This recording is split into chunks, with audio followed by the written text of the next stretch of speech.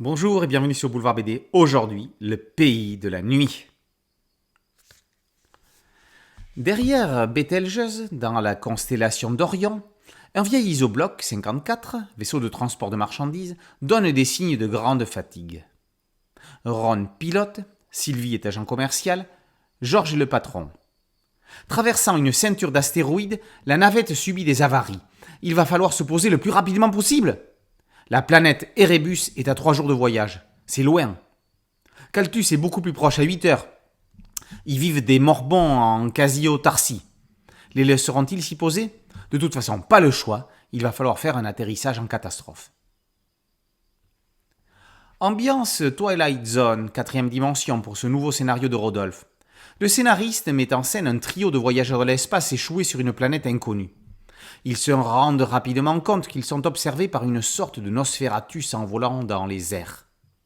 Une forêt, un bourg, une église, une communauté religieuse, le trio va de surprise en surprise sur une planète cousine de la Terre, mais qui ne l'est pas.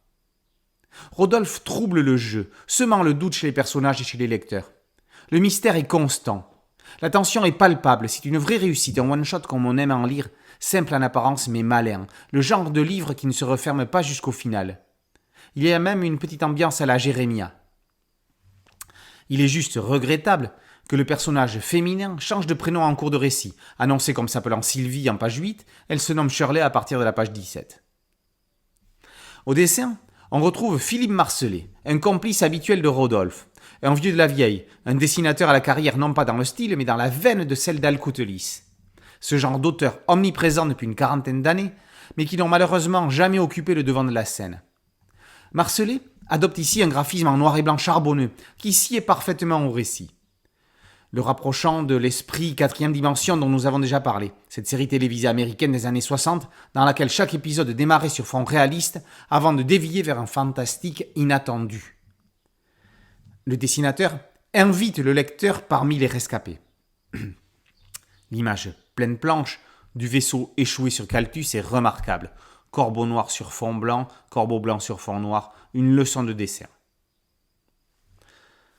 Au pays de la nuit, les réveils peuvent être difficiles. En tout cas, les lendemains ne pourront que vous surprendre. Le pays de la nuit, par Rodolphe et Marcellet, est paru aux éditions Mosquito.